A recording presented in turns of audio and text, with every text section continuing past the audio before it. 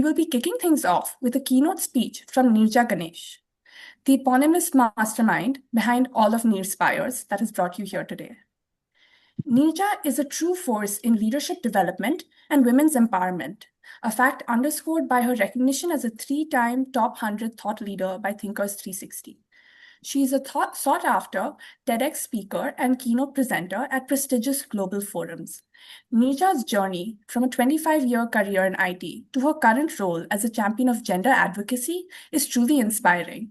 This transition came when she saw women who were overwhelmed, stressed, struggling with imposter syndrome, or even overcoming perfectionism and self-doubt. Her expertise has garnered her numerous accolades, including recently being featured on the New York Times Square billboard. She has been building the Nearspires community, helping people to bring about a mindset shift in many areas of their personal and professional lives, be it to show up as their authentic brand, become an impactful communicator through storytelling, or just being themselves and not get trapped with the herd mentality. A little fun fact about her, when she's not working on her keynote speeches or impactful training interventions, she chooses to spend her time with family or pick up binge-worthy Netflix series. Being called a networking queen, she has built and nurtured authentic connections with people and also spends quality time with them over food and coffees. Over to you, Neeraja. Thank you so much, Pragya. I hope I'm audible. Can I just have a thumbs up on that one? Okay, great. All good. Good morning, everyone. And I'm really pleased to see that you all have chosen to invest your time and a little money maybe on this Saturday for the Reclaim Your Time event. Really grateful for this. Some years ago, there was this lady who met me and she asked me, "How old is your child?" Well, my child was 20 years old then. So I did tell her that. And she said, "No wonder." It left me wondering as to what she is no longer wondering. However, she continued the conversation and she said, "No wonder you are able to do the things that you do." It's true that when you have a child who's 20, you may be able to do some things which you may not be able to do when your child is probably 2. However, I did want to tell her that my child was not born as a 20-year-old. She was born exactly like, in fact, not like most children are born. She was born 1.5 months before she was to arrive in this world. So she was to be born on March 8th, International Women's Day, but she came in on 18th Jan. So I parented her for 1.5 months more than any other regular parent would, right? And I've dealt with her, the parenting part of it for 20 years. I've dealt with my career for the 20 years that ran in parallel and everything else that rides through on us, the good, bad, and ugly.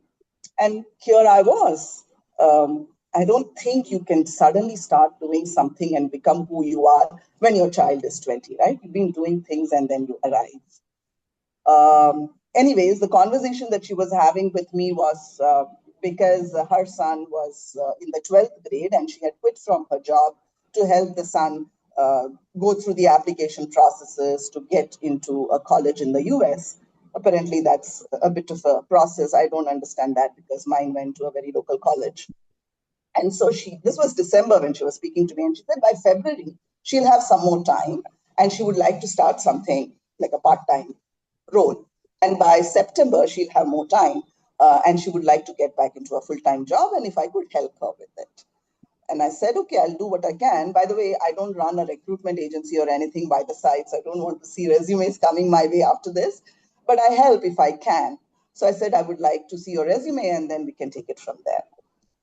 December passed, February came, there was no resume. September came, there was no resume. And then I happened to meet her again the following December, and she almost kind of, did not want to make eye contact with me, but she stood and said a hello and went away. And 4 years later now, I haven't seen a resume yet, and I'm hoping that she's managed to get what she wanted to do. But this always, makes me think that we try and build, and I'm saying excuses, and I'm not saying reasons. And you could beat me up for this, but yes, we always try and find excuses for not able to do certain things and for someone else to have done those because they have this or they don't have this, and we probably, are not yet there.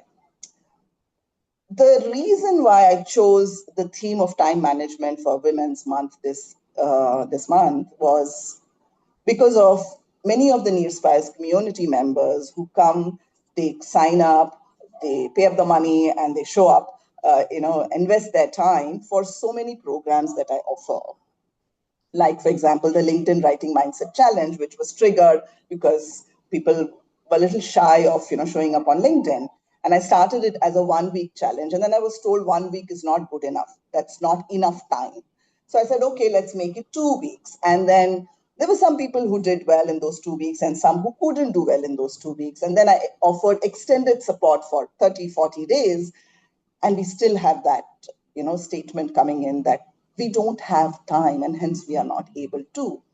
And that saddens me because when you have invested, money is one part of it, but already that amount of time in the 7, 14 days, then you cannot make that as the reason or an excuse to not continue, in that journey. And let me tell you that all of us are juggling with similar pieces of the jigsaw puzzle. Some of us may have one piece bigger than the other person, but it is, a jigsaw puzzle. And only when we are able to put everything together, the beautiful picture emerges. And that's what we're hoping to learn today. By the way, I'm no Zen. It's not as if I've achieved everything in my life, whatever I wanted to. As an example, I wanted to publish this book on my 50th birthday. So that was 2021, and some of the chapters were ready. The title of the book was ready. The cover page was ready, and it was all over on social media to say, "Hey, look forward to this book happening."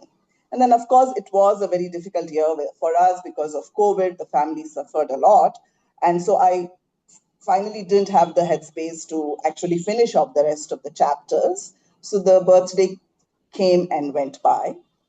However, we had the 51st birthday and the 52nd birthday and many more after that, and still the book has not happened. I get asked many times where the book is. I get told many times, especially by my daughter, like she will send me very, very quirky and subtle messages, like this gift that she picked up for me when she went to Australia earlier this year. It is a bookmark hanging over there with a turtle on it. I don't know what message she's intending to send to me, but she says, finish that book.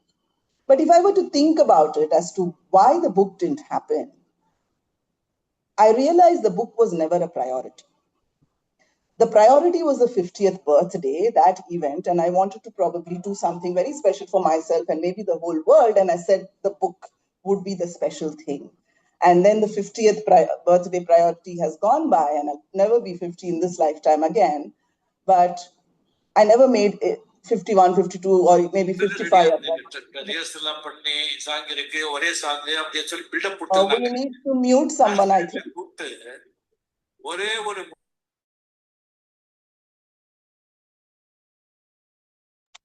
So either I make my 55th birthday a priority and the book will happen, or I have to make the book the priority, only then the book happen. And that's what priority is all about. I think those of us who are able to achieve whatever we have achieved is all based on the priorities that we have. And while it sounds very simple, it is hard to actually pinpoint what are the top 3, 5 priorities for us in a given period of time and then just focus on that.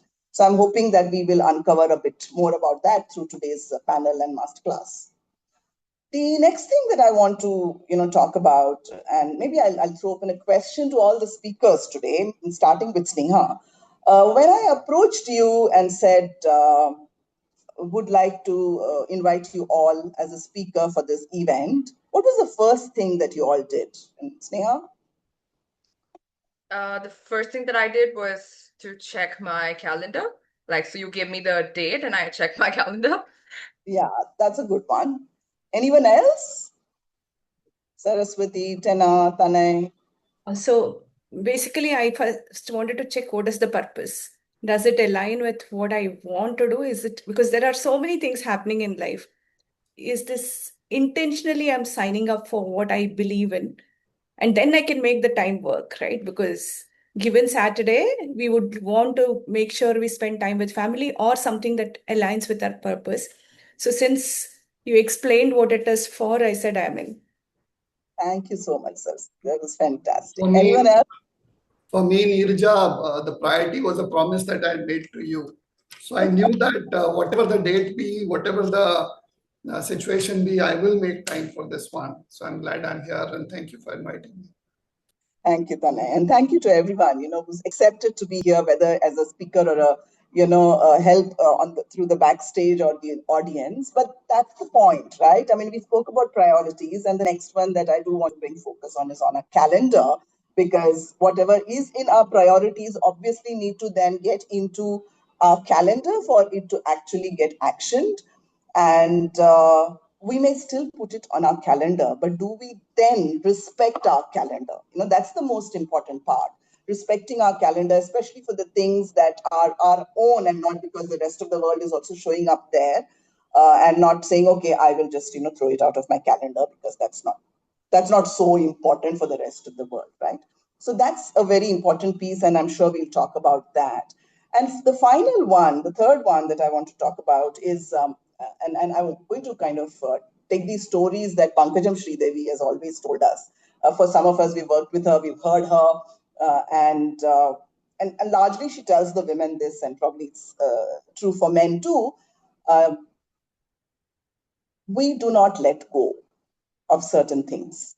And some of the examples she gives is that, why do we think that only we can brush our child's teeth the best? I mean, your husband also brushes his teeth, so I'm sure you can offload that job to him, or tie the shoelaces of your child, because we want to do it, because we believe only we can do it, and it has to be done our way, right? So my mother does this to me. I have a cook, and I've always had some help in the kitchen. I've never cooked in my life, except for those 2 COVID years, when I think the joke is that they survived my cooking more than the COVID. But my mother is very particular, right? So if we make avial, then all those vegetables, including the carrots and the potatoes, have to be cut in a particular size, shape, and dimension. And my cook doesn't do that. And then my mother is a bit freaked out that this is not the right way to cook. And I say, okay, fine, then you cook it yourselves. The point is, if you just want peace of mind and you want to allocate that time instead of making the avial to something else, for example, attending the Reclaim Your Time event or something else, then you should be happy with letting go of it, because that may not have been your priority. I mean, if that's your priority, please work on that. I'm not suggesting that don't cook. That's the way I have operated. I have kind of offloaded it always to somebody else and focused on other things. And that's why probably at 20, that woman asked me, how have you been able to do things that you have been able to do? So delegation and letting go is also something which is absolutely important, and many of us struggle with, and I'm sure we're going to talk about that through the rest of the day. But before I hand it over to Pragya and the rest of the speakers, I also want to talk about the choice of speakers today. You all are at that stage of life and career, or are aspiring to be at that stage of your career and do the fun things that all our speakers are doing. And hence, I believed that these are the people, this diversity that we have in our panel, Divya was bringing in our masterclass, and everybody else, will definitely help you figure out how they have done what they have done. And there may be things that they didn't do too well, and they're going to talk about that too. So you could possibly not fall into that bandwagon. Finally, for those of you who did attend the Voices of Summit event in January, we did tell you that we are not a Michelin star restaurant. We are a Ghar Ka Dhaba. We are not pros at event management, but our team has put this together with our heart and soul and with warmth. And today we are serving you. Reclaim your time, intentionally making time for what matters. So sit back, enjoy, learn, network, and implement at least one learning or tip that you gather today, so that you don't have to ask someone someday, how old is your child? Thank you, and over to you, Pragya.